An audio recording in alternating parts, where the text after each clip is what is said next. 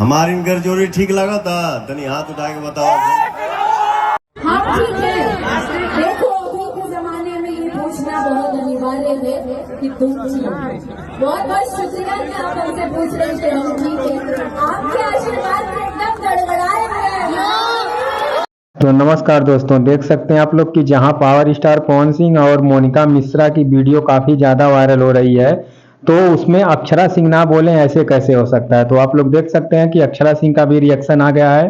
तो अक्षरा सिंह का कहीं पे स्टेज शो होता है तो वहाँ पे पावर स्टार पवन सिंह की और मोनिका मिश्रा के विषय में फैंस जो होते हैं वो चिल्लाने लगते हैं नाम लेके। तो अक्षरा सिंह क्या बोलती हैं, देखिए।